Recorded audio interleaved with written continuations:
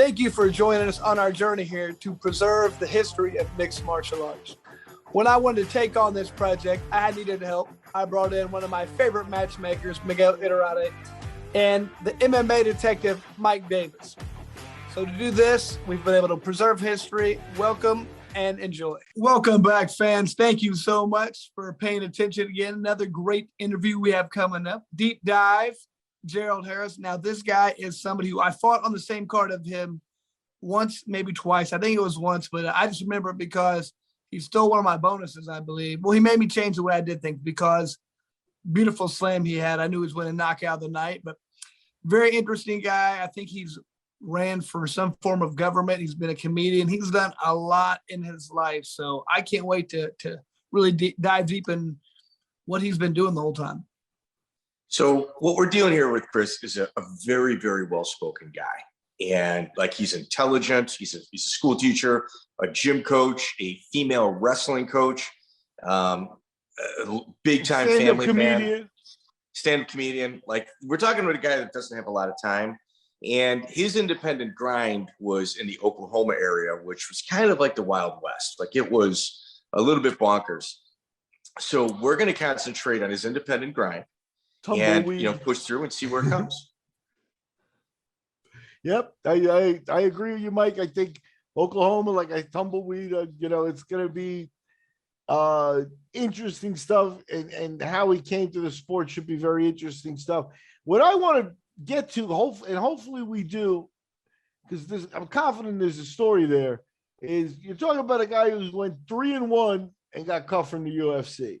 And wow. It's unusual to have like a winning record of, bonuses, slams, and have, a lot of boxes and be gone so quick and not get back there. And I wonder what went on there. So hopefully you can get us there, Mike. That's what I need.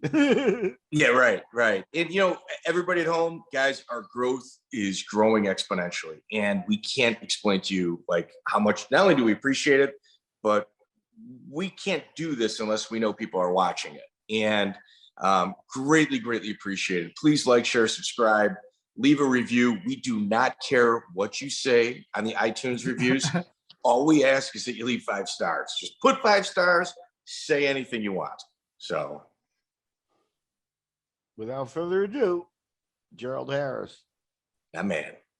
Okay, deep dive time, everybody. Very happy about this guest.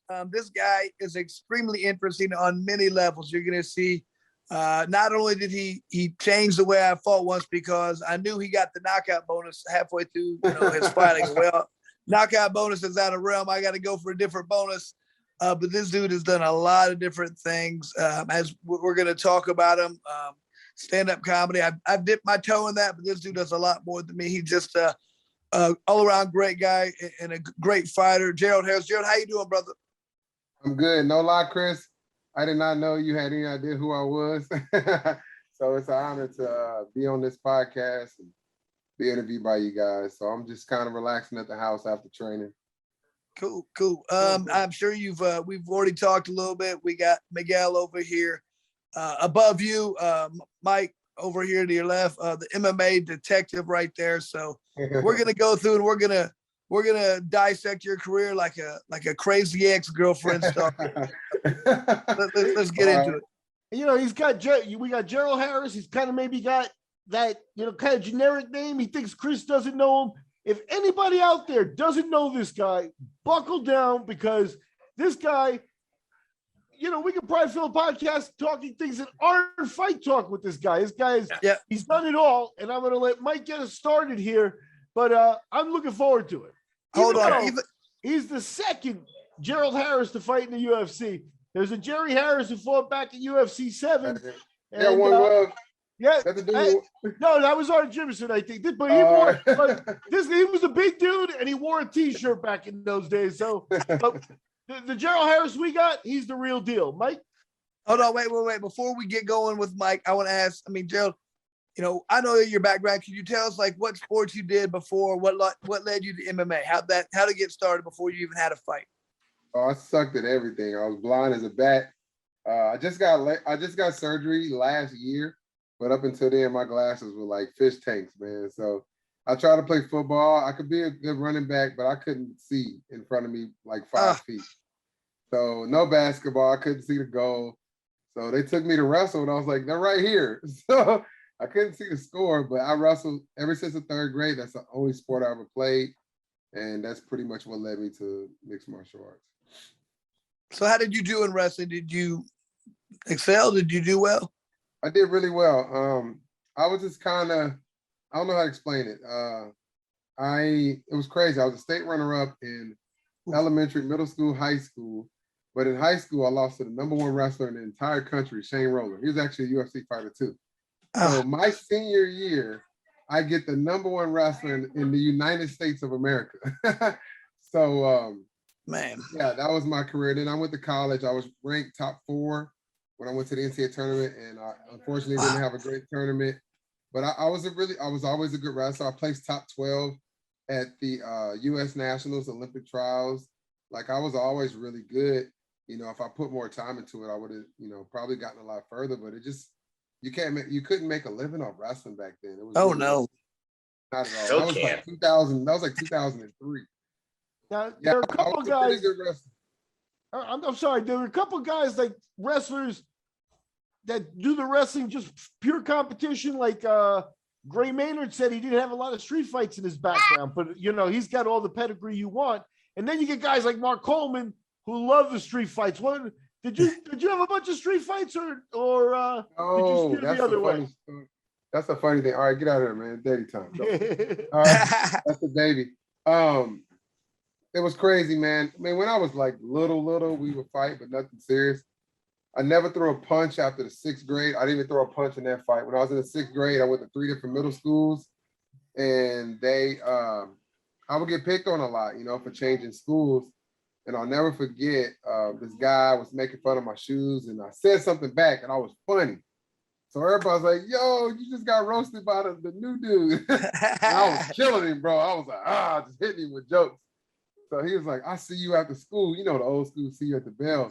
So I'm walking home. I do not want to fight this guy. This guy was like the running back on the football team. He jumps on my back, and I literally turn around and suplex him, like in the air. He jumps on my back like this, and I turn around and boom, and everybody's like, oh, like it just got worse. So I had pro wings. I never had name brand shoes. I used to have XJ 900s, pro wings, Rydales. All my shoes were non-name brand, man. I would get picked on a lot, but I was so damn funny.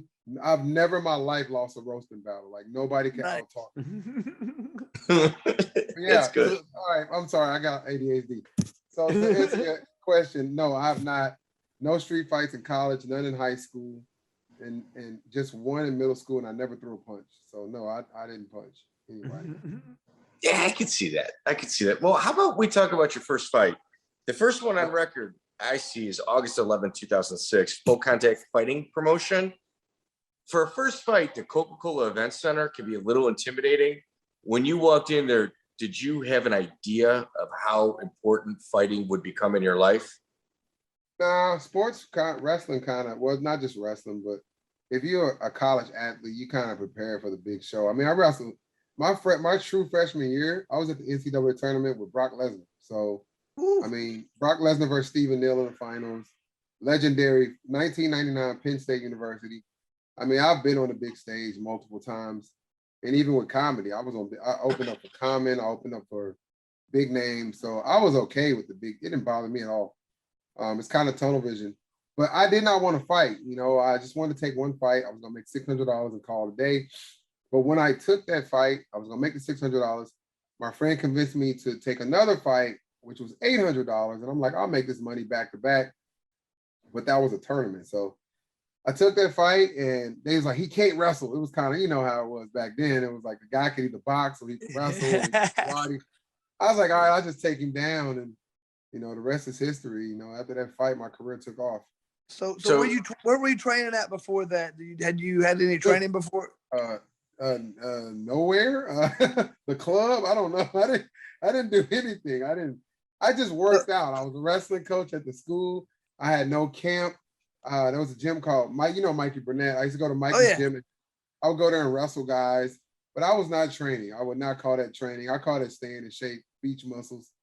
But I did not train until I went to Team Quest. That was the first time I ever trained, but we'll talk about that later.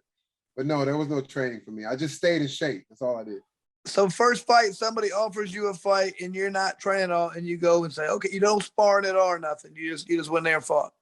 Well, I was at the gym. My car broke down. I was a para. I had a $34,000 a year job before I moved back to Oklahoma, and they didn't accept my certification. So I started making $7 an hour.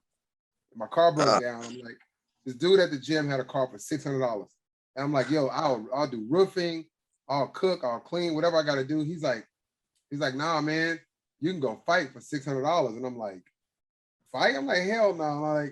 I'm like, $600. That sounds kind of good. He was like, just take him down. Just take him down. I was like, all right. So I kind of got talked into fighting, but I did not want to make a career out of it. They just kept offering me more money. Yeah. Okay, so you beat Ryan Ford by second round knockout, and were there any slams in that fight? Because that's kind of like a whole bunch. That's when I'll tell you this, and I'm glad you asked. I never said this before. That's when I got discovered. I didn't know how to punch. I didn't know how to kick. So all I knew was I was going to shoot and I was going to take him down. But here I'm like, this ain't college wrestling. I can dump you like we in the hood. You know what I'm saying? Yeah. As soon as he was punch, kick, anything, I shot in super quick and I picked him up, over the cage and just came down with all my might, kind of WWE style. And the crowd was going nuts. They were just like, oh my God. Like they never really seen nobody pick people up like that. And I just kept doing it. It was just wham, wham. And then finally, I wouldn't hit him though. I would not hit him. I'd slam him. I didn't know what guard was. I didn't know none of that. And my coach was like, hit him. I'm like, no. Why do you not want to hit him? You think it'd be easier? It'd be a lot easier to hit him once. I just felt like if I threw a punch, something bad was gonna happen. I didn't know I'll break my hand. He was worried about getting arrested. Yeah. So let me tell you what made me hit him. We got back on our feet and he kicked me in my leg. Hard. He kicked me in my inner thigh. And Chris, you know that hurts. Oh yeah. I was like, oh hell no. So I shot in, I picked him up, I threw him down. I threw one punch, man, and he just went he went woozy.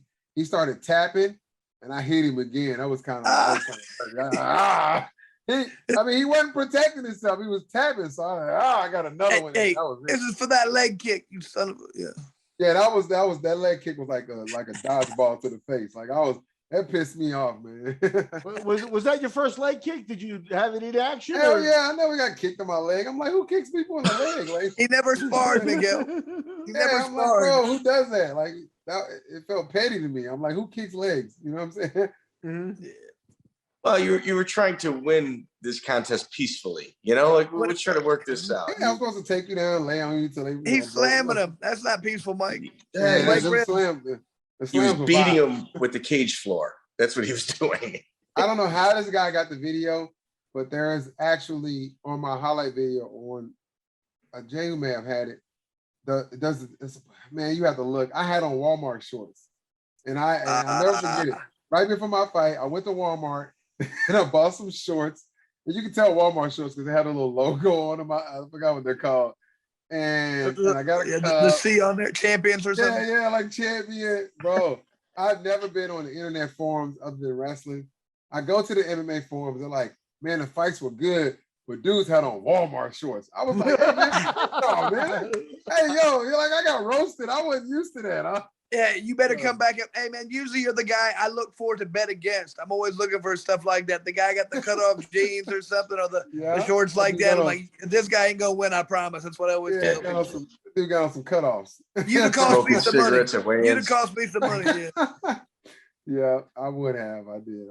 So you beat Ryan Lopez, second round KO, and that's August 11th. On August 19th, you take your second fight. Yep. For the freestyle cage fighting. I'm assuming it's kind of the same promoter at Kane's Ballroom. You fought Chester Launcher. They offer me a little bit more money. Why such a quick turnaround for somebody that doesn't fight? More money. I'll take him money. He can buy another car. Yeah, it was $800. I took that $800, and the tournament just got better and better. So This is the tournament you're in now? It's a tournament. I didn't know that. I got in and they're like, oh, it's a tournament. So I get there and there's 16 people weighing in, I believe. Or is it 8-man tournament? It's an 8-man tournament. So I had 3 fights to win. Man. But the thing was, you got $2,000 to win the tournament. So I mean, that was big back. That was big money back then. Heck so, yeah. It was 4-4, 5-5, and 1-1. And yeah, I mean, it was great. So the money. So that was over multiple events, or was that the same night? Oh no, hell no, it wasn't the same night. Let me tell you what was tough about that fight, Chris, as well. You know this. We had to weigh in the same day. That sucked. Oh yes. I weighed in at like 4 and I fought at like 8. So I mean, I was used to it from wrestling, but that's what I was about to say. Yeah. Yeah, but it was just fighting is a different grind, you know, punching and kicking. And wrestling to me is one-dimensional. It's tough, but I mean, it was just to do fighting. I mean, this dude was throwing punches, he was throwing knees, so it was tough. But yeah, I did it. That was the only fight I ever had to weigh in same day. That sucked. Yeah. So another second round KO out of Chester Launcher. Chester Launcher was the second person to ever take me down. No, he was the first person ever. The second person ever was like 10 years later. Wow. He actually didn't take me down. He threw me, and he wouldn't have scored. He launched me on my forehead, bro. Double overs, douche. Like I was really? Like, oh, yeah, but he gassed, and I need him in the face. So. So were you allowed to knee to the face on the ground there? Was that the rules? No. I mean, back then it was like, you showed up at the venue and you kind of found out the rules. They could differ from place to place sometime. You know what I mean? So, it was. I got lucky because I had watched Pride and I seen people get kicked in the face. I'm like, yo, they got that rule. I'm not doing it because all I had was ground game. But no, the rules were cool. There was no crazy stuff on the ground. All right, so you're 2-0. You got 2 second-round stoppages, and then you go into the second round of that tournament, October 7, 2006, where you fight Joe Bunch. And Joe Bunch, I mean, just for a little context, he's from Finney's Hit Squad. His first 10 fights, his only losses are to Gerald Harris and CB Dalloway, and both of those fights go into the second round. So, like, Joe Bunch is, I think he's 5-0 at this time. He's a legit opponent. Joe Bunch was a true mixed martial artist, a guy that came in with nothing as far as he was a wrestler background, but I mean, the dude had hands. He had cardio. This fight was big. Everybody was like, ooh, this should have been the finals. Yeah. They put Joe Bunch on my side. I wasn't supposed to be in the tournament. It was supposed to be Joe Bunch versus a guy I ended up fighting in the finals. They throw me in, and I was like, I can't throw no punches with this dude. And I just took him down and pounded him out. And that's when I started to develop my ground and pound. I had a bag at home, and I would beat that bag up. I would just watch Tito Ortiz videos on YouTube. And I would throw punches and elbows. I met Tito a long time ago at a pool party, and I told him, I said, yo, man, your YouTube videos got me through the beginning of my career. And he was like, thanks, it was pretty cool. And I took a picture. I was straight YouTubing it, man. So you weren't taking any jiu-jitsu classes? Hell no, man. I knew what jiu-jitsu was. Mikey Burnett was a good friend of mine. But back then it was wrestling versus jiu-jitsu, wrestling versus boxing. It was wrestling versus the world. So yeah, I'm not saying I didn't care for it. I didn't want to, Dude, he sounds like somebody from Hammer House, doesn't he? 100%. You would have been good up there, man. Yeah, old school, man. It was like, like Matt Hughes used to say, but that changed over the years. You had to be well-rounded, but back then it was definitely everybody was good at something. And these guys nowadays, they're all around good at everything. When so we're gonna take a look. But Mikey Burnett is about as old school as you're gonna get around there. Why? How come you didn't gravitate over there once you started doing this a little bit and maybe stick with that, or was the Tulsa Lions then not functioning well? Mikey went to. That's when he was in California heavy. He was with the Shamrock, so he wasn't really there. And they had a good mixed martial arts group there, but I really didn't take it serious at the time. I just knew if I was in shape and I could take people down, I beat them. My luck ran out later in my career, but once that happened, like I said, we'll get to that later. But yeah, I just wanted to get by with my wrestling as far as I could. I didn't plan on a career. Okay, now, and Gerald, I obviously know how you turned out, but were you a little bit lazy in regards to MMA at that time, or No, just never. focus your? No, I was never lazy. I was in great shape. I never got tired in fights. I just didn't know nothing about boxing or jiu-jitsu. And those were the days when you could get away with being just a wrestler and ground pound. Yeah. I mean, I saw Mark Coleman, and I saw what's that one dude's name? He used to just kill people. Tom Erickson. Mark Kerr. Mark Kerr. So it was like, Match I would say machine. I didn't need a box. I was like, I didn't need to get better at my wrestling and beat people down and get them on the ground. So I modeled my career after those guys. I was like, I wasn't lazy. I just full-time wrestling. You know what I mean? Yeah, man, I remember back in that time when like Mark Kerr and those guys, I remember thinking, nobody's ever going to beat these guys. I mean, that was literally my thought. I remember saying that to people. We were like, yeah, who's going to beat these guys? I mean, the evolution hadn't happened, and people didn't learn how to, everybody didn't know everything. It'd be literally, you'd go to a fight, this guy's a kickboxer, this guy's a wrestler, this guy's there wasn't multiple people who did multiple things. That's why when you start doing multiple things, you got real good real quick. And you got the Shamrocks and all those type of guys. You're like, oh man, this dude can fight you and stop your takedown. So it changed the game. It changed the game. So let's look how deep this tournament is. All right. So in the second round, he's got Joe Bunch. Obviously, we've just he's a ringer. Somebody bring in to beat a hometown guy and just go, man, what happened here? So in the finals, freestyle cage fighting 6, you go up against future UFC veteran Bubba McDaniel. Yeah. Another fight I wasn't ready for. His weakness was wrestling. He couldn't wrestle to save his life. I mean, I could have sneezed and he'd have fell down. He had no wrestling, So, but his jiu-jitsu was good. His matchup for me was way better than Joe Bunch. He had decent striking. Yeah, he had decent striking, and his jiu-jitsu was really good, but he didn't have no wrestling. I mean, none. So I just took him down at will. It wasn't the most exciting fight, but it was some good slams, and I ended it violently, like literally. I didn't say I did it on purpose, but I used to practice that slam, and it was designed to knock the wind out of people and end up breaking his ribs. So I just. Gerald, now to me, like a lot of times you get good wrestlers, great wrestlers, Olympic caliber wrestlers. They still get submitted. How do you not get submitted? We're not even doing any jiu-jitsu. I mean, you watch. I don't understand. I mean, usually, like you need some really good wrestlers, and they take people down. They get choked. They get armbar. How do you not? Did you just power out of it? How'd that happen? When I first started fighting, there was a guy, an old wrestler from my gym named Daniel Roberts, and he fought on that card with us. We talked about before. I don't know if that's ever happened. 2 high school teammates fighting on the UFC card, but he was just getting into jiu-jitsu, but he was training with the Diaz brothers and what's that guy's name that trains with Diaz brothers? Jake Shields. Jake Shields, yes.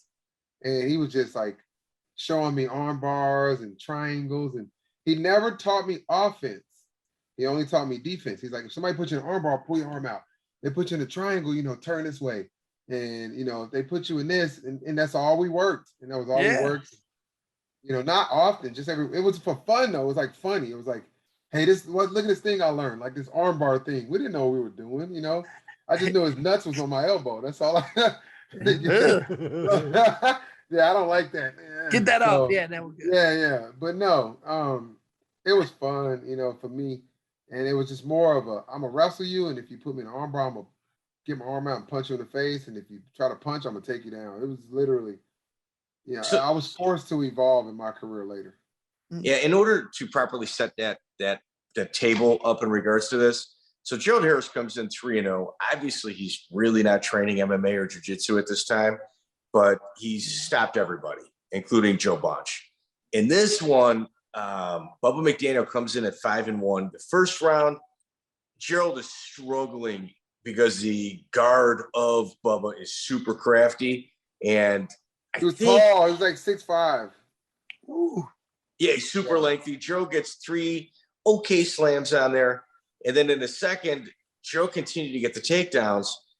When he slammed him, Bubba McDaniel, it's almost as if it's like a hostage situation and he's walking out of a gas station. he is both hands up, howling in pain because of how many ribs do you know how many you broke? Enough to make him quit. I don't know. Bro. I wasn't counting. Could be what? It was bad though. It's a like highlight reel slam that the UFC or any major organization would make it part of their intro of for every event. All right, so your next one, like everybody's records, like online, especially at that time, they're a little spotty. I think this might be one of them. February 10th, 2007, they got you up against an 0-6 Harvell Hunter. Yeah, Harvell Hunter. Now that I don't know how that's on my record, but it should have been fixed. He supposedly had a car accident on the way to the fight. It got canceled. There was no fight that night. It didn't happen. I don't know how that's on my record, but I don't know what that was. Yeah, the promoter probably did it because he was angry at him. Okay, so it was like a guys forfeit. like Harvell, Even even though he didn't show up, man, they make events go. I mean, they're incredibly valuable. Like like Harvell Hunter, Brian Titus, guys like in that category, they make events happen. So I have no issue with those people whatsoever. March 10, 2007, you're now main event status against Travis Fowler. Are you a big ticket seller at this point? Yeah, but the problem, it wasn't in my hometown. And that was actually a title defense. Travis Fowler, I believe, held the title before. He's actually a commissioner now in Oklahoma. It's pretty cool when I talk to him. Heavy hands. Really short guy, hard to take down. No wrestling again. I got lucky. And he put it on me. I beat him, but it was tough. But I'll tell you this, and no excuses. I mean, the fight was 50 years ago, but I had a stomach bug before that, man. I remember that fight. Everything went wrong. I had a stomach flu, which makes you dehydrated. I remember getting lightheaded during the fight. And and they played the wrong walkout song when I came out. I'm a vibe person, man. And I mean, it killed my vibe. I was like, really? You're gonna play that terrible song when I come out? So yeah, that was pretty bad. It was just a horrible fight. We just had a guy. Just fought for organization Cameron Van Camp, and he beat the guy in about a minute and 2 seconds. And afterwards, he said the guy was on the internet talking. He's like, "Man, if we fight 10 times, I'm gonna win 9 of them. You got lucky. I had the great camp." And he said, "I had the best walkout I've ever had." I said, "What?" He said he had the best walkout. Who's that? What does that mean? I don't choreographed.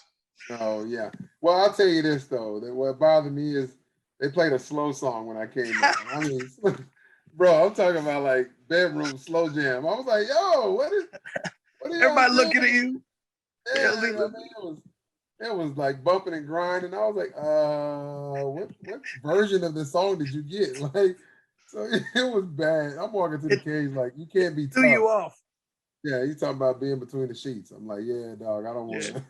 So they brought you in as an opponent. Like he was the ticket seller, you were the B side. Oh no, I was selling tickets like crazy. It was just wasn't in my hometown, so it made it a little difficult, a little bit further away from. I remember all those fights other than the first one, all those were in Tulsa. So I was the hometown, and this is my first time really traveling as a fighter for real. Yeah. So it was a little challenging not being in my hometown, but I still pulled it off. So when you were in Tulsa, and was Bo Taylor working out with you in there as well? Not really. Bo's around, the one-man army. He was big back then. But no, I didn't. Me and Bo never really crossed paths till later in my career. But he was always a good dude. That's cool. Okay, well, here, at this point, the LFA and, there's organizations that are feeder systems for the UFC. Titan FC happens to be one of them, and they bring you in the main event in Kansas City against former UFC veteran Curtis Stout. Ooh, tough one. Well, I'm gonna jump ahead a little bit. They owe me. Well, let me say. I'll start. I took the fight because again, he didn't have no wrestling. So he had fought Anderson Silva, Phil Baroni, and my coach and my manager Jason Nicholson was like, "Do not stand up with this guy. He gonna whoop your ass. Don't stand up." He's like, "As soon as you touch gloves, shoot. Like, don't even breathe." Yeah. So I wrestled this guy to death. I held him down as best as I could. I ground and pound the hell out of him. And I just expected 3 rounds of, good ground and pound and keeping him off his feet. I mean, it was a good fight because, he was throwing some, bam, bam, bam, bam. He's throwing some shots, and I shoot right up under him. It was perfect clash of styles. And I'll never forget this to this day. They make the noise on the ground, tap, tap, tap, tap. And Curtis, I'm in his guard. He's holding my arms. His coach is right here, bro, right here, and goes, Curtis, 10 seconds, relax. And he looks when his coach says that, and I just throw this nasty hammer fist, bro. I hit him right in his chin, right here. And he stares into the sky like a zombie, man. I mean, I'd never seen it in my life. I go, wham, and he literally goes, and I was like, I think he's asleep. Like, I hit him hard, and it was like, dude. I mean, I knew. And that's one of those T.O. Ortiz drills, man. Hammer fist on the ground. Hammer fist. There was no padding on the glove right here. Yeah. It's one of the hardest places you can hit somebody. And I put Curtis Stout, dead. He was dead. It's probably one. If you look at that fight, there's probably 1 second left in that round. Wow. Out. He's got to thank his manager for his coach for that one, huh? He said, Curtis, 10 seconds, relax. He's like, okay, well, wham. I whacked him, bro. Like, I'm a little brother, so I'm like really like sneaky and stuff. You know what I mean? Like I'll sucker punch you. I don't care. Stuff, man. Next time you should have your coach yelling there next time. Relax, relax. 10 not seconds. To me, relax. Not to me. All right. So at this point in your career, you're 7-0 with 5 finishes and 2 decisions. Like that is fantastic with the UFC bet. And then April 13, 2007. That the IFL's radar. How does that take place? So I think I was 1, 2, 3, 4, 5-0 at that point. 6-0. 6-0. And then 6-0. Then Harold, yeah. So, yeah, the other one didn't count. He didn't. The car accident. So I'm 6-0, and I'm like, you know what? Somebody invited me. I don't remember who invited me. They're like, yo, you 6-0. You need to start training. My manager at the time, my good friend, he's like, excuse me. He's like, my goal is to get you to the next level. I'm like, cool. So Team Quest is the first team I ever visited in my life. First time I ever sparred. But mind you guys, I never sparred in my life. And I'm sparring Chael Sonnen. I'm sparring Chris Lieben. I'm sparring, God, so many crazy Evan names. Tanner? Herman. Evan Tanner wasn't there at the time. He was gone. This is whenever they split. He split with Dan Henderson. Dan went to Temecula. Okay. Yes. So, it's just a room full of just monsters. The whole IFL team is there. Chris Horwich is there. It's just these names, and they're all around my weight, 55 to 85. And I'm like, this is what y'all do every day is beat the dog. I got my ass whooped. Because it wasn't like you can shoot. It was like, hey, well, we're kickboxing. I'm like, what you mean? I can't get a double leg? No, dog. Oh, I was getting tore up. So I was like, you know what? I need to do this full time.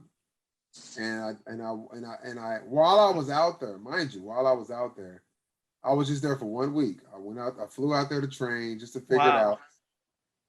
The IFL team, the Wolfpack versus what's that Brazilian Gracie's team, the Pit Bulls. Yeah, out of New York. Yeah. The Wolfpack's 85-pounder got hurt. I don't know who it was. He got injured in training. And he's like, yo, you want to take this fight? I was like, I guess, yeah. And it was on 6-day notice, I think. 6 days. I was gonna fight the next weekend. I'm like, how much it pay? Like 1-1? He's like, no, 10-10. I'm like, 10 what? 10,000. I was like, yeah. So I quit my job. No, I didn't quit, but I put my notice in. Yeah, I was making $7 an hour still. Hey, and you know how many $600 cars that buys? Yeah, exactly. You could have had a whole fleet of them, dude. You could have had a whole fleet of them. You could have started a $600 car lot. Now, here was a catch. And Matt Lennon, he was a manager and a coach. In order for me to take that fight, I had to sign with Team Quest. So he became my manager and my coach all in one. And I signed to fight the IFL, and I signed with the literally contracts were side by side. Damn. And, yeah. So it was okay. It worked out okay. But I never won a fight with the Team Quest. I went 0-2. So we'll get to that too. All right. So quick question before we go into there. So your first time sparring, you're going into this gym full of killers. Usually when I go into a gym and you got a guy, even if they sparred 1, 2, 10 times, they're not good to spar with. They go too hard. They don't know how to control range. I mean, were you cracking people? Were you like hitting hard? No, Because I knew people are erratic. I was blocking. That's what I was doing. Chris Lieben, left hand is like a bowling ball on the end of a chain. So, I mean, if your hands went up, he's going to crack you. And they were throwing some leather. So they knew I was a new guy. They was kicking my butt. But Chael Sonnen, if anybody's ever worked out with Chael Sonnen, is the hardest and lightest workout partner I've worked in my life. He will not hit you hard. He's smooth. It's like he's drilling on you when you train with him, even when you're going live. And I remember that, and I said, I like that. I like that style. So I kind of mimicked myself after that. But you know what? I didn't know how to punch at the time. You have to kind of, Chris, you got those guys in the gym that want to fight. And I'm like, ugh. So I had to fight a couple of times. But overall, I like this Chael Sonnen style of training. I'm with you. That's cool. So to set up why he got paid 10 and 10, it's Fabio Leopoldo, and Gerald lost a split decision. Fabio is like a super high-end Brazilian Jiu-Jitsu black belt. Going into that fight, that third fight, 3-time world champion at that point. There we go. Did that even bother you? Did it weigh in on you? Did you care? I didn't even know what the hell that was. I was like, I had Is no that idea. good? Yeah. So what we did was we watched videos of Fabio, like, okay, that's an arm bar. So put myself in an arm bar, pull my arm out. And like, that's a triangle. I put myself in every move that he did in the fights. And that was it. I didn't have no black belts working with me. It was me and my homeboy, like, at the house. I didn't even train at Team Quest for the Fabio Leopoldo fight. Wow. So I went back home, and just went back to my regular schedule. But I knew that I had heavy hands. And if you watch that fight, for one, there's very few fights where I don't say I'm not a sore loser. You can watch that fight 100 times. I've never in my life, including Fabio Leopoldo, met one person that said I lost that fight. He put me in a lot of submissions, but I was whooping his ass. I mean, I was hitting him. I was slamming him. It was a beautiful fight. And then in the third round, I hit him with a 1-2. My daddy, long time ago, never forget it. My daddy taught me how to throw a 1-2. And I was a right-handed southpaw. So in the third round, I take a step back on purpose, and he comes forward, and I laid him out. Pow, pow. That's all I had. There wasn't no hooks, wasn't no uppercuts. All I had was a 1-2. That was the first time in my life that I ever threw a punch in a fight, and I dropped it. Wow. And I fell in love with it. I was like, oh my God, that's what it feels like to hit people. A lot better. Yeah, it's way better than shooting it on a double leg. And I mean, if you guys have time, that fight is on YouTube. I couldn't find it. Oh, it's on there. I'll send you a link. And I'll send you the link. I'll send it to you. Gerald, I need you to be honest with this. All right, I'm a friggin' psycho when it comes to finding fights. Did you have YouTube scrubbed of a lot of your independent fights so people couldn't study film? No, I just didn't put them on there. I never put them on there. And none of them were broadcasted where they posted them, because all people did was watch them and learn how you fight. I enjoyed not having my fights on YouTube. And then when I learned how to box, this is the biggest trick of my career. When I learned how to box, I put a highlight on YouTube right before the Ultimate Fighter. I had this little highlight on YouTube. It was all slams, literally. So after I got out, later in my career, that's all people would see is the slam video. They didn't know I could box. So it was, it's pretty cool. But I didn't like fights being on YouTube. When did you start learning how to box? Well, am I jumping ahead? Is this have you already started learning to box at this point? Oh no, we'll get there, because after the Fabio Leopoldo fight, I signed a Team Quest. I moved to Beaverton, Oregon. I forgot what Team Quest was at. I forgot what town it was. I moved to Oregon. I'm there full time. Right after that fight, school ends. I fought in April. School's out in May. I moved in May, literally. And I was there for about a year. And while I was there, I got the Benji Radach fight, which was a horrible fight for me. Benji Radach was like me times 10 with punches. So he was a good wrestler. He was tough, man. Yeah, man. And they kind of played me. I haven't ever told this story, and I can't think of the guy's name. And this is, I'm new to fighting. I remember going training at Team Quest, and he was a Team Quest guy. A lot of people know Benji Radach was a Team Quest guy. Yeah, Benji Radach is from that bad Hume era. His coach came to our gym and sparred with me a whole bunch of rounds. And I didn't know. I was like, but he was a fighter too. I can't think of his name, but is it Matt Hume? No, it's Hallman. Dennis Hallman. He's the one that wore those little underwear at the weigh-ins and got in trouble. Dennis Hallman. That was in the Dennis fight. Hallman came in and sparred with me a whole bunch of rounds, and I kept wondering why he was changing angles and he was just sparring with me. And then somebody said, "Hey, bro, he's scouting you out." I said, "What do you mean scout me out?" It was like, he trains Benji Radach. He trains across town. He told Benji Radach everything. So Benji was ready for that fight. He already had an advantage. So that's probably the only time in my career where I just, other than, my other loss, I just got dominated, man. It was nothing I could do to Benji. I think I slammed him one time, but that was nothing. That was like, he dropped me. He didn't knock me out, but he knocked me down. Thank God that referee jumped in. He was about to knock my head off my shoulders. Yeah, I got a quick question for you, because you kind of hinted at it when you showed up in Team Quest. You like Chael's style, but that there were a couple of guys in there that were, headhunters or playing rough in there. You want to give us some names? Who was a little bit of a dick in there? Well, I wouldn't call him that. It just, everybody's just different. Chris Lehman sparred hard. No matter what you did, he's gonna bust you. I can see that. He throw that left hand from hell. I'll tell you, Ed Herman and Chael Sonnen were the smoothest training partners. The guys who were just crazy, I didn't really remember their names.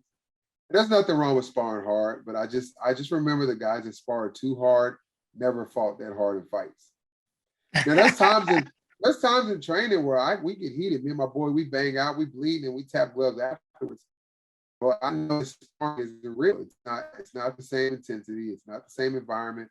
I'm trying to get better. If you catch me with a shot, hey, how'd you catch me? What did you do? Oh, I stepped to the left. You bob your head too much. Hey, your head's over your feet. I learn while I'm sparring, and I still get a good workout. But no, it's just guys in there. They call them gym heroes.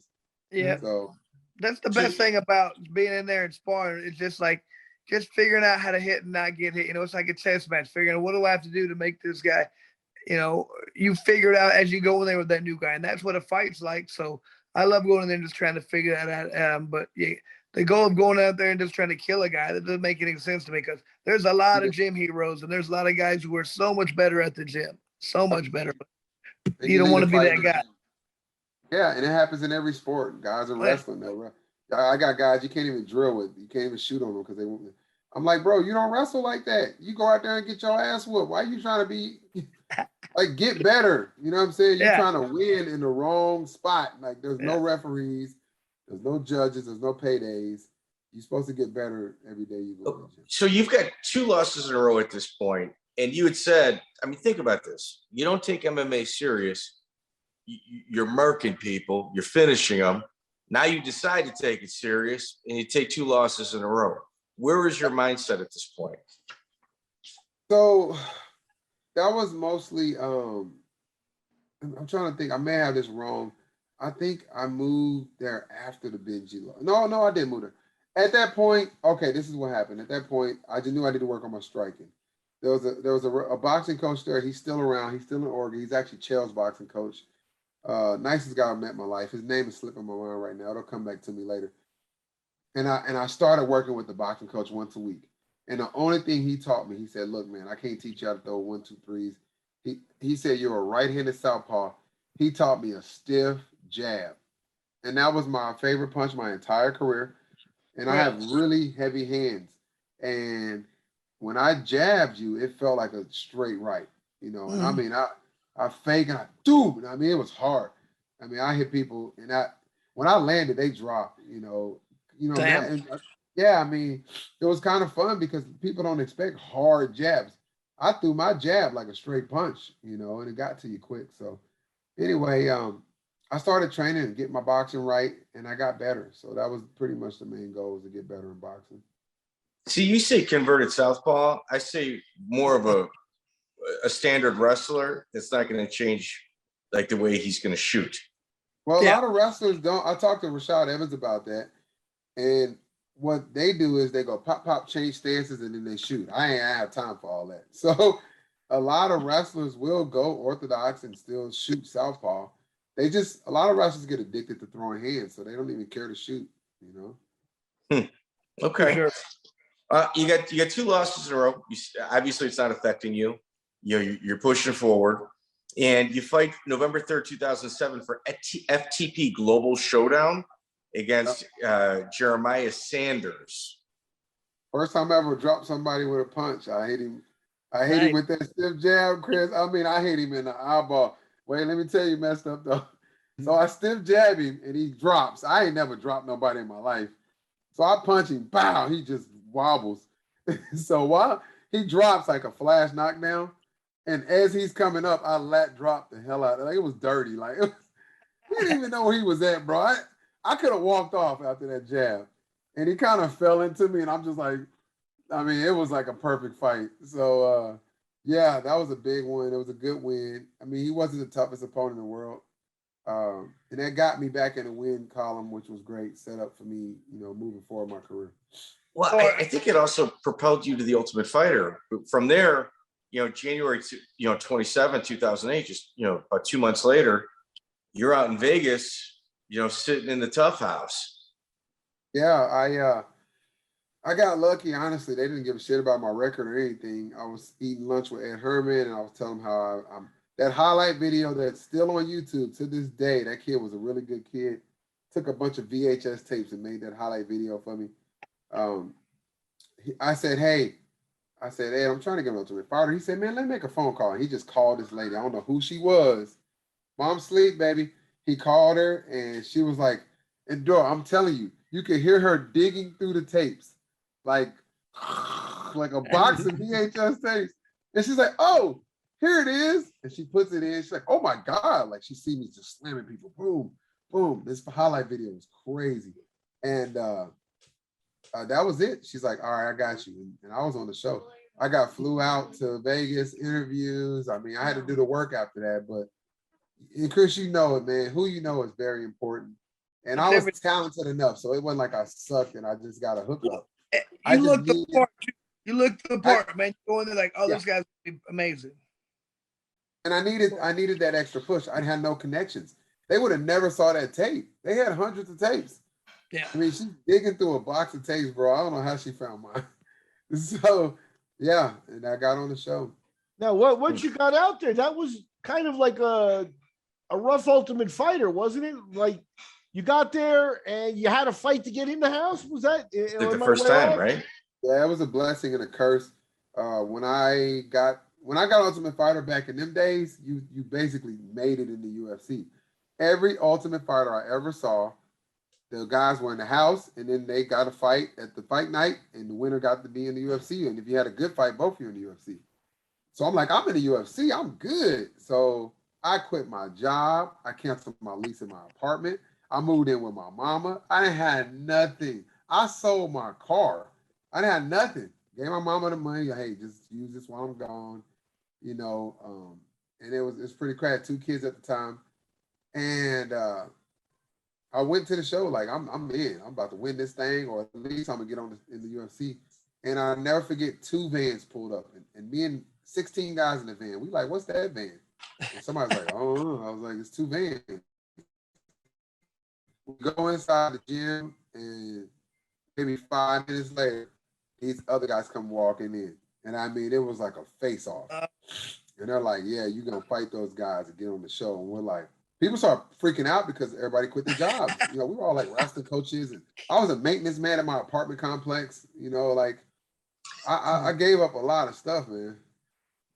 Man. Crazy. Wow. So you beat Mike Modelo to get on the show. And, you get on the show, and then on February 15, 2008, you fight the eventual season winner, Amir Sadolaya. Dollar. I had, again, at that point, I mean, you guys got to think, I started wrestling in August. I started fighting in August of 2006. And that fight was when? In 2007 or 2008. February, yeah. Yeah, it was the very beginning of 2008. Yeah, so I had only been training for about maybe a few months. I've been fighting for about a year. When I got to Sadala, I still had the same old stiff jab and double leg. That's all I had. I had no jujitsu. I had never put a gi on. I had never rolled really, other than a little bit at the Team Quest. Just a month or two at Team Quest ain't gonna do it for you. You know what I'm saying? Or a couple months at Team Quest ain't gonna do it for you. So and when I was at Team Quest, I wasn't living there. I was back and forth. I'd go there for 2 weeks, and then I go back home. I moved in with my mom and all that kind of stuff. I go there for 2 weeks. I go home, and then I eventually moved there. But by the time I moved there, I was on Ultimate Fighter like 2 months later. Anyway, I wasn't ready for it. Amir was pretty well rounded. He had great striking. For sure. He was a kickboxer. He had really good sneaky jiu-jitsu that nobody knew about. He didn't have a record though. He was hard to hold down. He was 0-0. But he was the secret weapon. He had no record. He fought like hella times, but I think it was amateur. So the dude could fight. I mean, he won the whole damn show. But his jiu-jitsu was super sneaky. I mean, he armbarred CB Dalloway twice, I think. Wow. Yeah. Yeah, I think he was one of those Henzo, New York students. But how were the workouts there as compared to like what you were normally used to? Terrible. Ultimate Fighter workouts suck. It's a bunch of guys that are fighting against each other, training each other. It was the weirdest thing ever.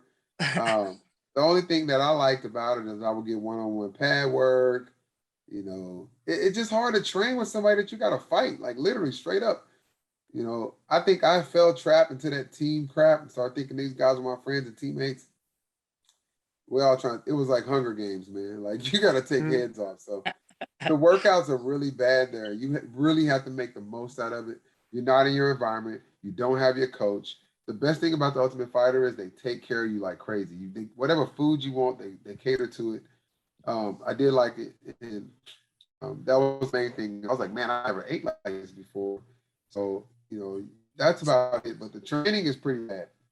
One thing I learned when I was a long time ago when I was in Japan, I remember I went there and one of the guys, I was young. I was trying to still prove I was a badass. I wanted them to like me. So they brought a guy and they're like, why don't you roll up with this guy, Chris? I was like, all right. So I knew who he was. He won like the Neo Blood tournament. So I start submitting them and I'm like, oh, I'm proud of myself. I'm like, I'm a badass. And I'm like, this guy's not very good, So I leave and I'm full of myself. I'm like, yeah, they know how good I am now, So about 6 months later, they're like, Chris, what, you're going to fight this guy? I was like, easy fight, man. I'm going to kill this guy. Little did I know that dude was a veteran and his ass wasn't even trying when he fought me. He was trying to learn what I did.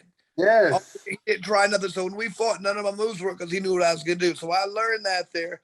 When I went on the Ultimate Fighter and I was training there, I wasn't showing all my stuff. You know what I mean? I learned. You can't go in there kicking everybody's ass. No, you go in there and you let them do their stuff. And like, I know what you're good at now. So I learned that from being, you got me once, it's not going to happen again. So was that the kind of thing in the Ultimate Fighter? Do you think that you felt people were just learning what you were doing? Because you compared to the Hunger Games, like they weren't going all out. They weren't your friends. They were trying to get stuff from you. Everybody knew I could wrestle. That was my main thing in my ground and pound. So I didn't have much to hide.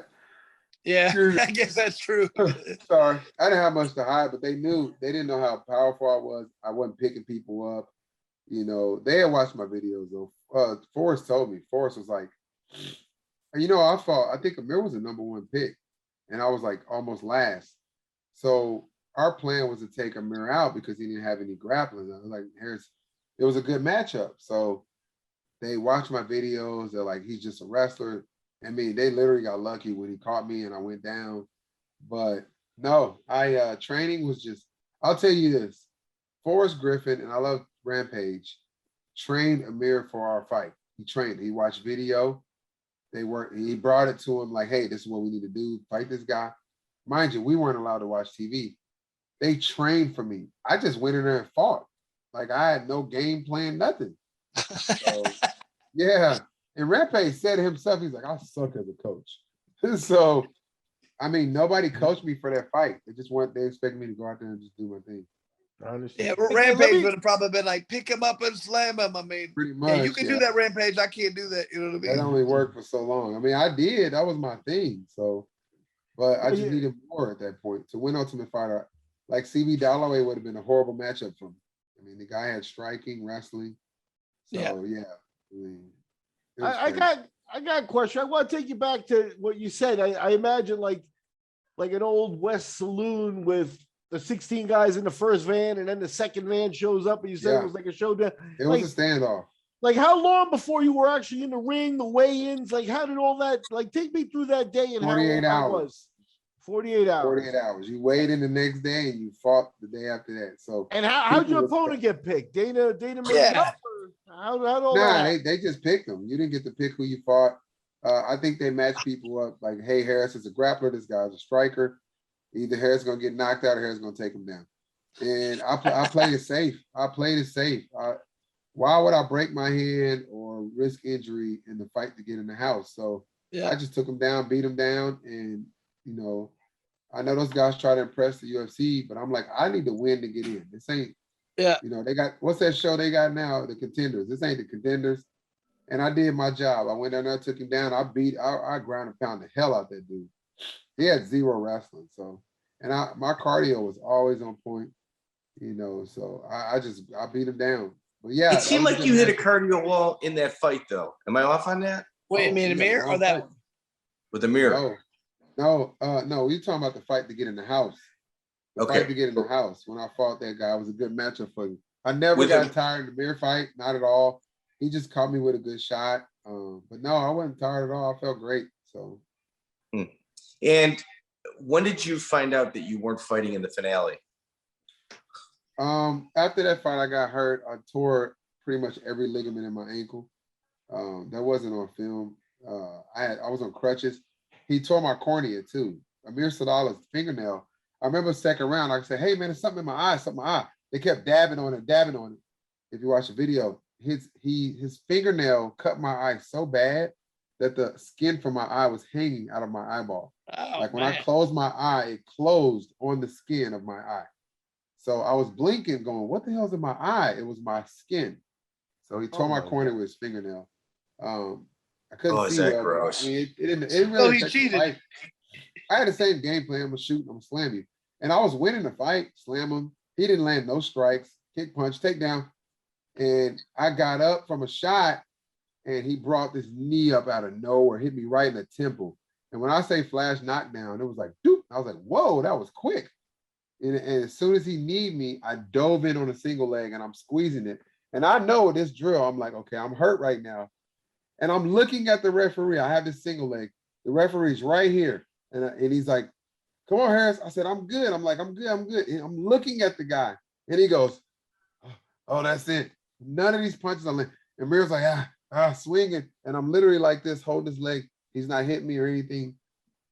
And I jump up instantly and protest, like, bro, what the hell?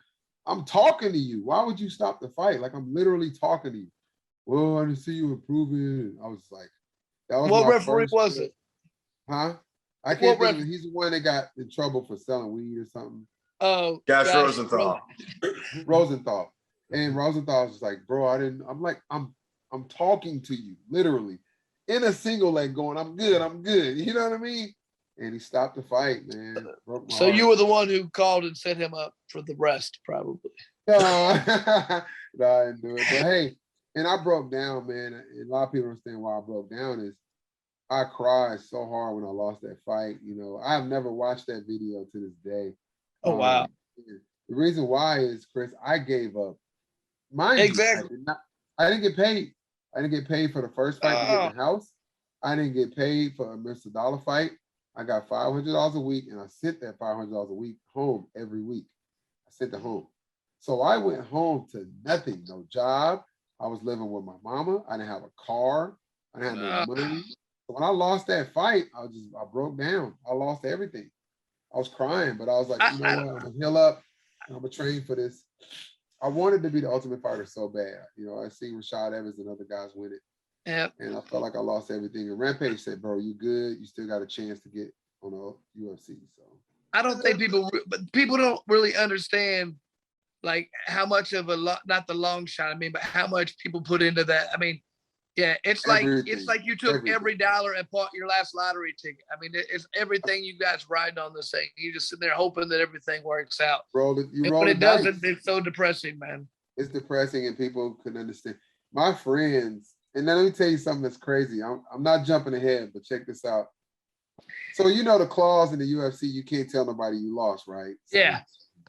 we having fight parties. The first episode, me getting in the house.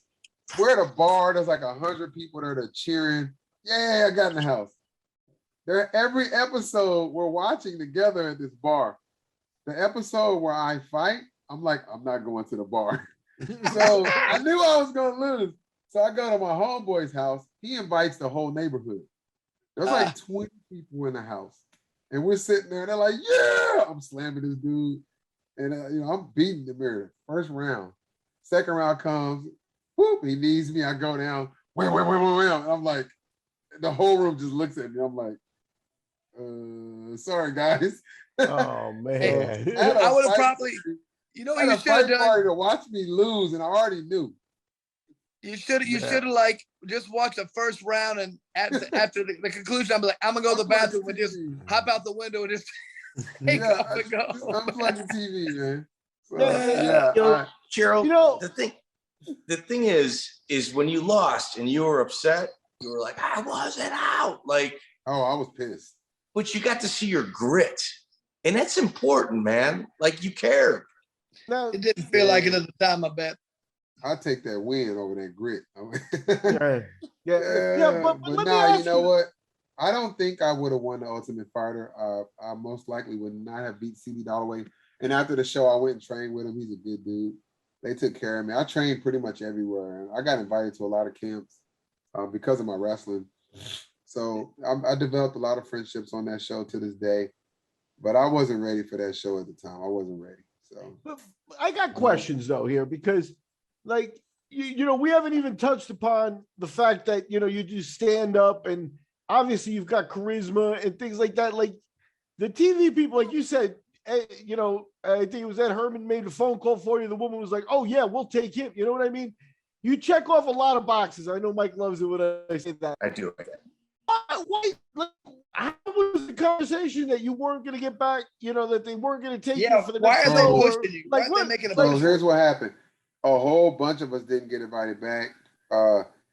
Maybe 6 guys out of the 16.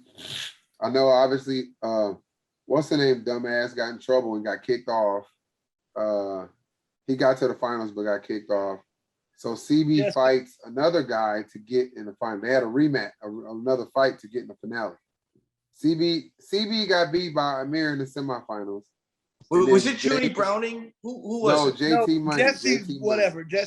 Jesse Taylor. Oh, yeah. JT Taylor, else. Yeah. So they took those 2 guys that lost, made them fight each other. It was cool because it was like a twist to the show.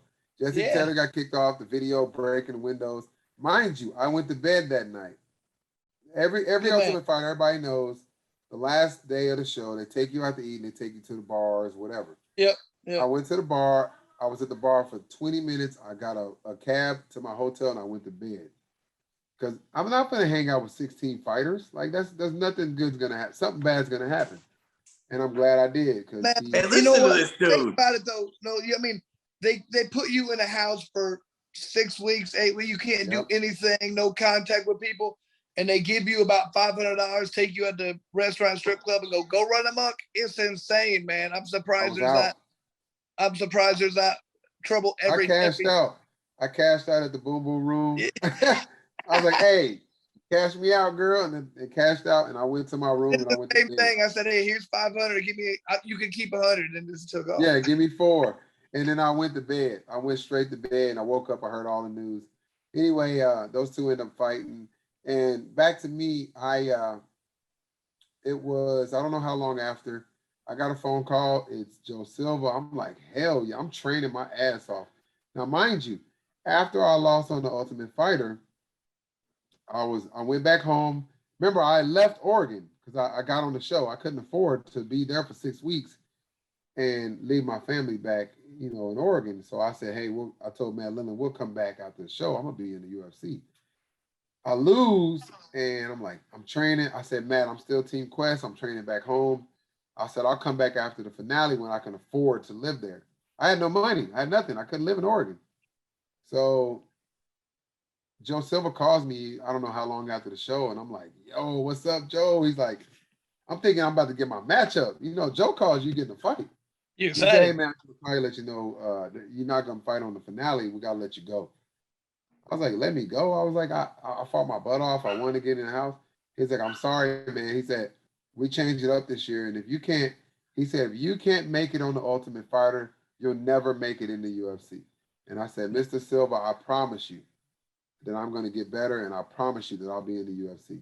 And I'll never forget those words when he said that. And he said, Man, he said, win a bunch of fights and give me a call. That's what he told me.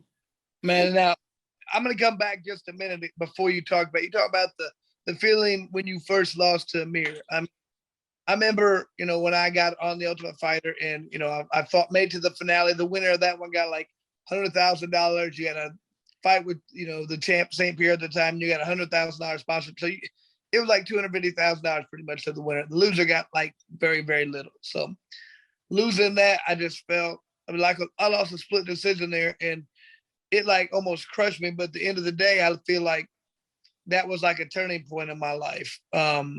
When I had to suck it up, be like, no matter what's going to happen, I'm going to figure it out and be successful. You know what I mean?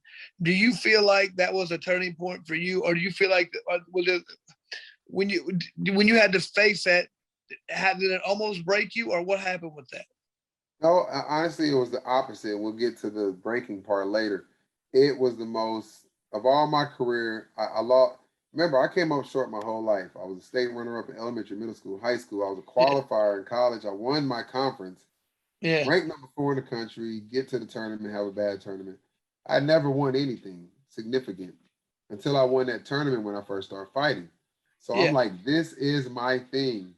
This is my destiny, chance to finally be a champion. Like I said, I can't beat Kel Sanderson 100 times out of 100. I can't. It's not happening. I'm not gonna catch Kel Sanderson, get on, baby, and pin him. It's not happening. He's gonna beat me every time. Okay, but I can't knock his ass out.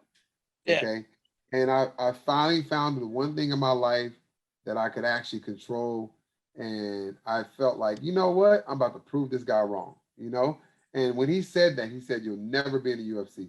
And I said, how? I said, Mr. Silva, but how do we get in the UFC? Just win a bunch of fights and give me a call. And I literally made a hit list. And I just kept going after people. Literally, I was calling every organization. If anybody got cut from the UFC, I tried to fight them. I was on a mission. So if you look at my record, it was just win, maybe 1 or 2 decisions, but I was knocking people out. So I was working my way back in. Yeah, your first fight after the Ultimate Fighter was July 12, 2008, and it was against C3 fights for Brandon McDowell, and you made pretty quick work of him. Multiple slams, some heavy ground and pound, another first round victory. Yep, I was trying to get my whole goal, and I check. And let me tell you something, I check MMA Junkie every single day. And it was too soon back then to take a last minute fight. But I had this perfect game plan to get back in the UFC. Every time somebody pulled out a fight, I call, I called Joe. I won 3 fights in a row. Nope. I called him 5 fights in a row. Nope. 7 fights in a row. Nope. 8 fights in a row. Nope. 9 fights in a row. Nope. I was like, damn. So what was his issue with you? What was Joe Silva's issue with you? He told me 100% that if you don't make it on the Ultimate Fighter, you can't make it in the UFC. So the last time we talked, I called. You got to keep at the guy who won. I mean, is there only one guy making from the fighter? It didn't matter. So I'm winning all these fights. I haven't lost. I haven't have a close fight. I'm just mauling everybody. And I said, everybody told me the same thing. They said, if you want to get in the UFC, you have to beat somebody that was in the UFC. That was how you got in back in the day. Yeah. So I told my manager, my coach, and I said, hey, the first person that gets cut from the UFC at 185, I'm going after him. And Nissen lost to that NCAA wrestler with the big old head, Jake Rochelle. And I remember, I think it was in the WEC or UFC, I don't remember. But Nissen Ostanek was a UFC veteran. He was tough as hell, good cardio, heavy hands, exciting as hell. that Nissen Ostanek fight, I was terrified. And I went out there and put him to sleep in like 30 seconds. Damn. With what was just stand up? Yeah, you know what it was, right, Chris? That stiff jab. Stiff jab. And let me backtrack and set this story up. And it was a crazy story. So that was 2019. No, I'm sorry, 2009, September 12th. 2009. And my career is going good. I'm knocking everybody out. I'm beating everybody. This is after the Ultimate Fighter. I've been to Rampage camps, helped him train for fights. I'm getting better. When I got beat on the Ultimate Fighter, it was like Rocky. I went back to Tulsa, Oklahoma, and I walked into an old school boxing gym. I'm talking about when I walked in, everybody was hitting the bags, looked at me like, just kept working. I'm like, oh, this the real deal. Yeah. I'm talking about old hood, in the hood, pit bulls outside. That's how it's supposed to be. Yeah, straight gutter, bro. I mean, it was crazy. So I hooked up with a team called Ghost Dog Boxing, the guy named Alan Green and my coach and one of my best friends, Pepe Johnson. And I didn't even wrestle. I straight boxed, man. From the time I left the Ultimate Fighter until I got in the UFC. I mean, I stayed with that. I'm still with that guy to this day. I was in an old school boxing gym, and that's where them hands came from. I got a little bit of it at Team Quest, but I boxed every single day. I hit pads. I hit the speed bag. I sparred boxers. I wasn't sparring MMA guys because that's different. I'm getting my ass torn in half by boxers that are fighting. My teammate, he fought Andre Ward, bro. He fought the Super 8 tournament. Yeah. Alan Green. You look Alan Green up, he's a monster until he got cancer. That was my sparring partner. He was a dude. Dude broke Mike Tyson's record for knockouts at Golden Gloves. That was my sparring partner. So I learned the hard way, and my boxing was on point. Nobody could hit me. Nobody landed a punch. And I built myself up. I get to March 2019, and it's the crazy weekend of my life. That Friday, we lost the baby that Friday. That was devastating. I'm crying, lost the baby. And I'm like, man, this sucks. I'm still going like, oh, I need the money, so I had to fight. That Saturday morning, I had the best training session of my life. You know, it's 7 days from the fight. You on point. I was sharp. My boxing was on point. My coach was like, damn, that was a good workout. I go outside. My mama calls me. She's screaming, he's dead, he's dead. I'm like, who? Mama, stop. My brother got hit by a car on a motorcycle. My brother killed him instantly. So I lost those two people back to back. Yes. So now the story gets crazier. I lose those back to back.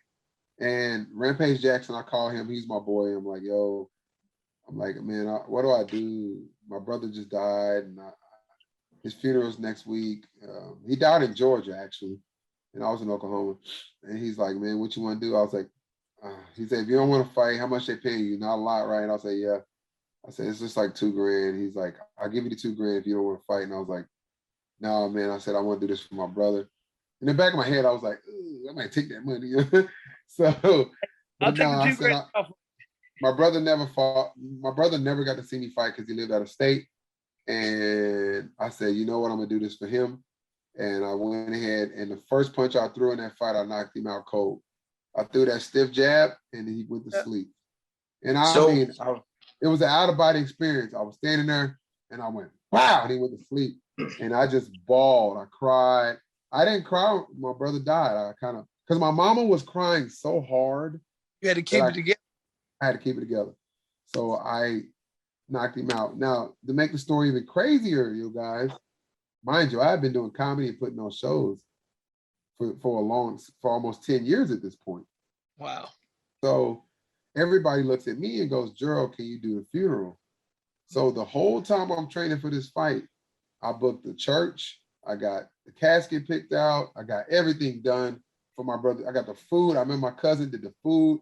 I got the entire funeral set together. I got the obituary. One of my frat brothers made the obituary. I'm picking my brother's obituary like the day before the fight. I'm getting it printed. I sent it to the print shop. I go fight this guy. And then that morning, I fought him Saturday, woke up Sunday, drove back to Tulsa, and went to my brother's funeral. Man. Wow. Well, to even kind of further his story, which makes it even crazier, It's for Shark Fights, another UFC feeder show.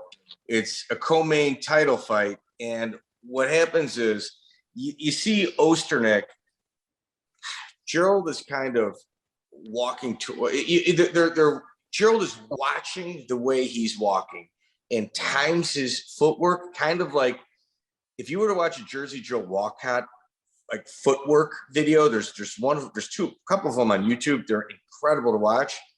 It was just, you found his timing and you just threaded the needle. Like you knew exactly where he was going. Well, two things happened that fight. To piggyback off that story. So I took a break. I stopped training. My coach knew it. He knew that was a lot. You know, a baby and a brother and a funeral. I mean, that's in 7 days. So I took a break for like a month or two, and I'm not training or nothing. I get a phone call. It's probably May. And I don't remember when it was. And they're like, hey, man, opportunity of a lifetime. I go, what? They said, Nissen just got cut from the UFC. He's trying to get back in. He needs to fight someone. Mind you, I'm a tough veteran. So at this point, I'm an ultimate fighter veteran. That's what everybody's calling me. You know, I'm signing autographs. They're using you the same way you're trying to use him. Exactly. So it's a 5-round title fight. I trained my ass off. I called my mom. I'm like, yo, mom, I got this fight in Texas. It's gonna be big. My mom did my wrestling match stuff. My mama don't miss nothing. I was like, Mom, you gotta be there. It's a title fight. And she's like, okay, baby, okay, let me put in my calendar. When is it? I said, September 12th. She got dead silent on the phone. And I was like, what, Mom? She goes, that's your brother's birthday. And I said, why you tell me that? Why you ain't tell me after the fight? I don't know my brother's birthday, you know? So I don't know what happened to me, Chris. I went into a trance. I'm not kidding you. It was the quietest training camp I've had in my life. The thought of me losing on my brother's birthday just blew my mind. And it was just this real calm, peaceful camp. I went to the gym, I went home, and that night we were warming up backstage, and I'm hitting the pads, and my coach was like, oh, you done, bro, you done. He's like, that jab, he said, that's ridiculous. And I remember I hit the pad, it was pow, and it was loud. He said, nope, that's it. He said, that's it. And then he said, you know that walk, Chris, when you standing behind your coach, and you know the other guy just got beat. You're like, damn, I'm up next. Shit, I gotta go do this for real. Yeah. I'm standing behind my coach, and my mind is clear as day, man. And he turns around, he looked back at me, said, "It's your brother's birthday," and I did like this. And he goes, and I walked to the cage, and like you said, the first punch I threw, and basically what happened in that fight was, I can hear my coach in a thunderstorm. I can hear my coach in the middle of a war. His voice is music to my ears because I can't hear nothing else. And I'm moving, and it's all I hear is my feet, and I hear my coach's voice. And I faked him. We was big on fakes, and he didn't move. And like Mike said, I set him up so nasty. I faked, and coach said, ooh, do it again. I knew what that meant. He said, do it, and I faked, and he didn't move, and I went. I mean, that jab was stiff. I put my whole body into it. It's a video on YouTube. I can send you all these links. I step into that jab with all my weight. And I mean, I hit him right in the eyeball. He falls back, and we just do this punch we call the bowling ball. I just swung from my hips and I cracked him, man. That extra punch wasn't needed, but I was in the zone. And that was it. And I celebrated so hard. So much emotion. I had that belt around my waist. It was my brother's birthday. My mom came in the cage. If you watch that video, that's my mom in the cage. And let me tell you something, Chris. I knock him out, right? I'm screaming. I'm like, yeah! Security is like wrestling my mama, right? I'm like, yes, my mom. Man, like, you can't let mama out. Have you ever watched the 30 for 30 where Buster Douglas beats Mike Tyson? But I didn't see the part. His mom did something, right? No. There's a 30. His mom passed away. No, the 30 for 30. It was like the perfect storm of stuff that happened to him. Yeah, you know, he always was right there, but never quite got it. But like his mom died like 30 days before. I mean, it was like the perfect storm of stuff. Yeah. There's no way he was losing that fight. He was in that trance you talked about. You know, so that happens sometimes when the stars line up, and like people don't understand. It's all about your mindset. If things aren't going right in your mind at that time, you're not going to win. You don't understand. I mean, people don't get that, like how the mental game is. And when things line up, you can be a dangerous fighter against no matter who you were against. You know what I mean? It was exactly what you said. It wasn't about having nothing to lose. I was like, what else worse can happen? My brother's dead, lost a baby, it fights on his birthday. The pressure was so high that I just didn't affect me. It was like, you know what? I'm just gonna go out here and just let loose. I'm just going to get my ass kicked on my brother's birthday. I mean, that's embarrassing. I still have that belt to this day. It's literally my favorite belt. The Shark Fights belt is beautiful. My battery's about to die, but I do want to get one more story in because it's perfect. Because after that fight, I called Joe Silva again. If you look at my record, I think I was on 9 or 10 fights in a row. No, it was 9 because I was 7-2 when I went on Ultimate Fighter. And then I won 9 fights in a row. I was 16-2 when I got to the UFC. I'll never forget that. I called Joe Silva. I said, Joe Silva, I just knocked him out cold. I said, I knocked out Nissen. He sleep. First punch, da-da-da. He said, that's good, man. Hey, I need you to get you a couple more wins. Get you a couple more wins and I'll get you in. I said, Mr. Silva, that's 9 wins in a row. Like, and you're calling him Mr. Silva at this point. Always. I was seeing Joe, you punk ass. I was cornering everybody at that time. I would see Joe at the club after fights. Hey, Mr. Silva, how you doing, man? Hey, I'm working hard. I want to get in the UFC. I was like that local rapper trying to make it. And I called him and my heart went into my ass. And I said, Mr. Silva, I just knocked out Nissen. If anybody pulls out of a fight, I'll take it on 30-second notice. I don't care. He said, nah, man. He said, you got to win some more fights. And I'm like, what? You want me to go 20-0? I don't get it, man. So this is how, and I'm going to set you up for the next Zoom meeting because it's a perfect way to set up why my career went so crazy in the UFC. So Joe Silva wasn't having it. Every time somebody pulled out a fight, I call him. Nope. Dang, man, you lucky you didn't block your number, man.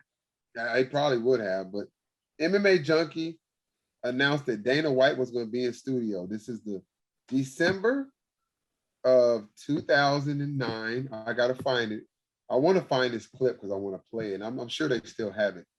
MMA Junkie had Dana White in studio. You can ask questions. Now, mind you guys, you know when you call in, the phone's busy, right? I probably called that dude 400 times. I'm not exaggerating. Me and my friends in a circle were all calling the number at the same time. Stop it. And one friend goes, it's ringing. And I'm like, oh shit. So I go, hello. They're like, MMA Junkie. I'm like, am I really in? They're like, yeah, man. Like, we queuing you up right now. You about to talk to Dana White. I was like, yo, you fucking kidding me. They're like, what's your name? I was like, I can't even think of a name. So I was like, so they put me on hold, right? It's like, just introduce yourself when you get in. So my boys is like, bro, this is crazy. All my friends are sitting around me. And I go, and I don't know what made me do it because I'm a prank call. I've been prank calling people since college. I used to literally in college, I used to have, and mind you, in dorms, you get bit bored. I used to sit in my dorm and prank call people with the whole the whole wrestling team and basketball team standing behind me laughing at my prank phone call, right? Because they were on speakerphone. So I'm pranking Dana live on the Junkie. Because who wants to call and say, hey, can you give me the UFC, right? Yeah. So MMA Junkie goes, hello, you're live on MMA Junkie with Dana White. Who's speaking? I said, hello there, mate. And then he goes, bro, who is this? I don't remember what my name was. I was like, this is Paul. I'm from England. And they're like, oh, Paul, you calling all the way from England? I said, yes, I'm a big fan of Dana White. And they go, what makes you want to call in? And, you got a question for Dana White? I said, yeah, Mr. White. Do you remember Gerald Harris? And he goes, yeah, that kid's tough, man. Big slams. And, I heard he's been winning and da-da-da-da. I said, well, hell, you're talking to him right now. And the studio shut down. Because I go from this British voice to the hood real quick. And he's going, what? And I was like, it's me, bro. I was playing around on the phone. And he's cracking up. And I'm like, yeah, Joe does comedy too, man. And da-da-da. And they're hyping me up. I said, Mr. White, I'm on a 9-fight win streak. I just knocked out Nissen, a guy that you just cut. I knocked him out in 30 seconds. Can I get back in the UFC? He said, he always called me kid. He's like, yeah, kid, I got you. He said, when you get off the phone, I'm going to contact you. Got off the phone. the lady had me on, when you get off the junkie, you get back to the reception lady. She's like, here's Dana White's number. I put Dana White's number in my phone and I text him, hey, it's Gerald Harris. He goes, he said, I'm on it. He says, I'm on it, something like that. And 3 days later, I was in the UFC. I love it. Wait, did Joe call you, or who called you to tell you were back in? This is a setup for our next thing because it's going to get even better. My career is crazy, bro. Wait till it's okay. So Dana's like, I got you. Dana had the power back then. If Dana wanted you in, he's going to get you in. Oh yeah. Joe's him. So I went over Joe's head because obviously. He had to like that. He sure like that. Yeah.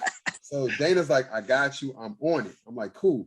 So I can't think of the. It's actually it's barely a little step over his head, though. It's a little short. A southpaw wrestler pulls out of a fight, and Dana White, they sent me a contract, bro. They sent me a contract. So you didn't have a conversation? Did Joe call you and say you got back in? I didn't talk to Joe. No, I never talked to him. Dude, he was salty. He's driving a salt truck. Oh, yeah. So 3 days later, or a little bit later, because the fight was in January, a few days later, and this was over Christmas break, I remember, Dana White texts me, says, I'm on it. And I'm like, oh, shit. When he says, this is a random text, and it's because of somebody pulled out. So I take the fight on 11 days notice versus a guy, and his last name started with an M. I can't think of his name. Anyway. Like your first UFC fight. Not the guy that I fought. It wasn't the guy that I fought. Oh, the guy that pulled out. I'm filling in. Yeah. Mike Massino. Mike Massenzio. So check this out. Mike Massenzio, me versus Mike Massenzio. Mike Massenzio is a wrestler with good striking. I'm like, okay, let's get it. Mike Massenzio pulls out of the fight. So it's 11-day notice. This is 5 days into my UFC debut. This is the day before. They used to fly you out for like a whole week back then. Yeah. And it was like the day before I flew out. They're like, yo, your opponent pulled out. Well, we got this dude named John Salter. You guys know about John Salter. He's a Bellator now. I'm like, let's get it. They're like, he's a 2-time NCAA champion. He's 6-0 and he's a purple belt in jiu-jitsu. I was like, damn, like this ain't the dude I can take down and beat down. So the good thing is I've been in the old school boxing gym for 2 years at this point. Yep. This Ultimate Fighter. My hands is heavy. I'm hitting hard. I definitely had a good sprawl. And everybody thought it was going to be a boring fight of me taking down and laying on him. I jabbed that dude. I broke his nose. I was whooping on John Salter. In third round, I finally did a takedown in the third. I didn't take a shot the whole fight. I just boxed him. Bam, bam. He shoots, sprawl. Just sprawl and brawl. Old school. You know what I'm saying? And that was the game plan. It was a perfect matchup for us, because I knew he couldn't out wrestle me in a sense because it was MMA, maybe at a tournament. And broke his nose. His nose is shifted all over. His nose it's one of the worst nose breaks I've ever seen. I did old school, Chris. I faked that jab. His nose was broke, and I shot right up on it. It's all on YouTube. I did this fake and this quick double leg, and I took him down the third round just to be safe. I knew I won the first 2 rounds, and he could hit hard back then, and I just pounded him out. Now I remember I did get booed because we used to do this thing where, and I was hitting him on the ground. And he was blocking all my hits, so I went like this, like I was like kind of tricking. And the crowd was like, boo, like I was showing off. I was like, no, this is a wham. I'm like, yeah, I wasn't showing off. It's kind of like a little juke move we would do. But anyway, I ended up finishing him. I pounded him out, and that was my UFC career. Now, mind you, that was the only knockout of the night that night. The only one. Knockout of the night. It was a horrible night of fights. It was the only finish of the night, I believe, or only knockout. Kenny Florian fought Takanori Gomi that night, I think. Anyway, and I got the bonus because that was the only knockout of the night. Yes. So when I got to that show, I was negative $600 in the bank. I think I don't know how much money I got that night, but I remember going to the bank with my it was 6 and 6 back then. I only made 12 grand in the fight. And the bonus was like 30 grand or whatever it was. Yeah, it's huge. I walk into the bank with this like $42,000 check, and they're like, bro, you negative 600 right now. Like, this gonna take a while. It took like 10 days to clear. Like, it was like triple checking to make sure that was my check. So, This is from Nigeria. Yeah, pretty much. You know, I got to send. My uncle died, and they gave me a settlement. Hey, but look, I don't want my phone to die. I mean, my battery die, and I don't have my charge. I'm on my work computer. But look, I love to pick up where we left off. You tell us when, bro. Hey, man, we really appreciate it. You're killing it. We love it. Thank you. Tuesday, we can do. Y'all want to do it again at the same time next week and wrap it up? See you next week, bro. Yeah, this went real smooth. I'll tell you this before I go. I got in the UFC, I had my first fight, and that's when all hell breaks loose in my career. Here, before that, just so you know, we are going to backtrack a little bit. You fought on an event where Drew Fickett was the main event. There's got to be a story there. So we'll start there next Tuesday. Wait. I got to go back real quick. Drew Fickett. You fought Travis George. Oh, that was one of those little raggedy cards. Yeah, that was in. We used to call those bum fights. We love them. Yo, let me tell you special thing. Let me look at my little percentage thing, so we can backtrack before I go. I got a few minutes. So check dude, this you out. fought the praying mantis. You fought the praying mantis, Travis George. Yeah, but look, that was my first submission win. I remember that fight. I never submitted in my life, and I hit him with a guillotine. But check this out. To get on the bum fights before we pick up next week in my UFC career. In order for me to get in the UFC, I took every fight, bro. I remember fighting Chris in a casino, and there was a picture of me in my boxing stance, and there's a ring of smoke around my head. So they were smoking in the fighting arena. Oh, yeah. So I was like inhaling nicotine the whole fight. So the craziest bum fight I ever had. And Daniel Cormier, Sean Bunch, and King Mo used to call me the bum fighting champion because I used to fight on these crazy cards. Damn. I'll never forget this. Two things. One story I got to tell you is I remember I fought a guy. I picked him up. I slammed him and I broke the cage. I broke the damn cage. Was that Jeff Ford? No, that was the Mitch Witzel, whatever. That was a horrible. Mitch Witzel. Okay, so that was C3 fights. Boring fight I've had in my life. He was terrible. He just kept running. Anyway, so I slam him and I physically break the cage. When I say I broke the cage, it's flopping like this, right? So the fight's over. We keep fighting. They don't care. This is the bum fights, right? We go backstage, and I'm the co-main event. The main event's out there. They got to fight broken cage. And I'm like, just bro. Hey, just don't fight on that side. Swear to God. Hey, don't fight over there. It's on that side of the cage. Who's the promoter? Hey, look, they're moving around, and the dude steps on the broken part of the cage, and he slips, and the other dude's like, knocks him out cold, bro. I'll never forget it. Dude, I'm not letting that count on my record, dude. That ain't gonna count. You know what I mean? Who was the promoter? I ain't gonna say because he's my friend. So look,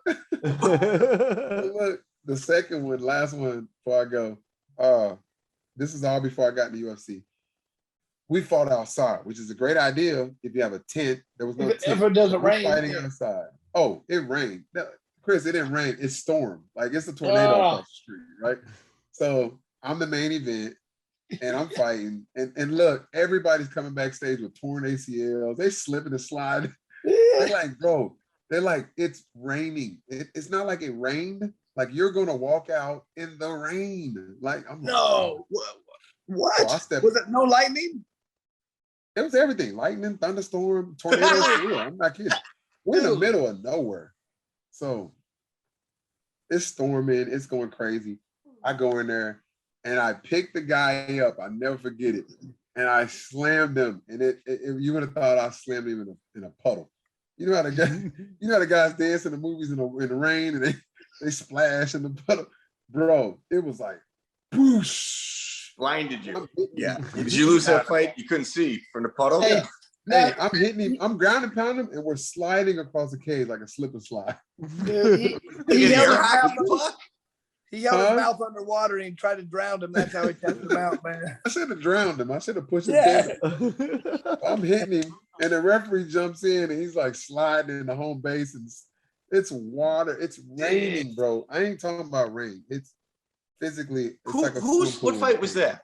Is that Oklahoma? That was in Oklahoma. That was before I got in the UFC.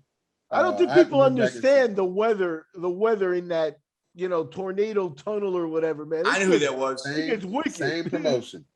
It was David Knight. Don't say that's his buddy. Nope, wasn't David Knight. David Knight, I know David Knight was March. That was the one my brother passed away. That was a one-punch knockout. Because David Knight had the record for the fastest knockout in Oklahoma, which was like 5 seconds. I remember David Knight. I don't have. You got to fight that son on your record. Then I don't have it. It's on there. Hey, man, I have to look at it. I had one of those fights where we would do it in the rain, but it was getting ready to storm out real bad. We had this fight. I was a main event. It was outside, and they said they start the card, and it was like 11 fights on the card, and it was really getting ready to rain. Like the tornado stuff was coming. So after the sixth fight, they go, "You're up." I'm like, "I'm the main event." They go, "You're up." So I ran out there. I fought the guy, beat him in about 30 seconds. I didn't get out of the ring. 10 seconds later, it pours, lightning, thunder. Fights are canceled. Like the fights are over, man. People were pissed. But yeah, we were going to fight the lightning, man. That's a little dangerous. Tell you which fight it was. Now y'all got me going back. You got Brandon McDonald. You got Mike Witzel, Jay Ford, Travis Dorge, and David Knight. And then Brandon you go on short fights. McDowell fight. Brandon McDowell. Okay, multiple slams, heavy ground and pound. Yes, that was a fight in the rain. Same promotion. Look, every fight I explained to you is in the same promotion. If you look at it, all of those, the same promotion. The crazy fights, the in the rain. Usually, people that aren't afraid of getting sued generally like live in like a house that has wheels on it, so they can't get served like a subpoena. I moved, bro. Now here's a funny thing. I'm looking at my career right now, and those are my boys. They know I clown them all the time. The same organization where I had all those crazy fights. If it wasn't for them, I wouldn't have gotten the UFC. So I'm very thankful. Yeah. But it was funny, fighting in the rain, fighting in the smoke. Like you see, it's the same promotion. The Mitch Whistle fight was the fight in the smoke. Like it was smoke over my head. My last fight. Someone photoshopped it. Yeah, it's a fact. I do have to skip ahead because we'll talk about that the next time we talk. But I'll just say this. My last fight of my career was in the same promotion. In the and that's kind of the way it should be, man. That's the way it was cool. I talked to them. I said, I can end it here. And they were cool about it. So I'll never fight another MMA bout. But it was cool to end it with the people who got me to the UFC. So, but let me go, man. I'm at like 0%. So, brother, thank you so much, man. Next week. Do it again. Next week. I mean, we were right on our anticipations right there. Expectations, what you want to say. He was fantastic, entertaining. He's done a lot in his life. Unbelievable to me when I started learning how much success this guy had without really training forever. That's unbelievable to me. I mean, how good could he have been if he'd been trained the entire time? Unfortunately, like you said, we didn't get to all of his fights. He's too much of a good interview. So we'll have to do that next time. So, Miguel, I think you agree. Sometimes the fight game finds people and the people don't find the fight game. Like, he was almost pulled into the fight game as an unwilling participant. And it turns out he was really good at it. So what I think we're going to set up with him is he had some really interesting interactions with the UFC, including matchmaking. We got a future panel we're setting up in order to kind of talk about the intricacies involving him because his story is so interesting. Yeah, I didn't know him, and always fun to meet a guy. And, with his background in stand-up comedy and teaching, the guy knows how to handle a room and talk and communicate. And, I think we got a really insightful interview for like a guy doing a drive-by on this sport, really. You know what I mean? I agree with you, Mike. He's a guy, he did all this with 8 kids too. It's hard for me to get my arms. Yeah, the responsibilities that come with that, and to keep a smile on his face and do it the way he did and stuff, kind of lighthearted. Hats off to him, man. The guy's living a life that I think I can admire. Absolutely. Well, ladies and gentlemen, please like, share, subscribe. If you enjoyed this episode, greatly appreciated, and thank you for joining us. Check out the full interview on iTunes, Spotify, and all major podcast platforms.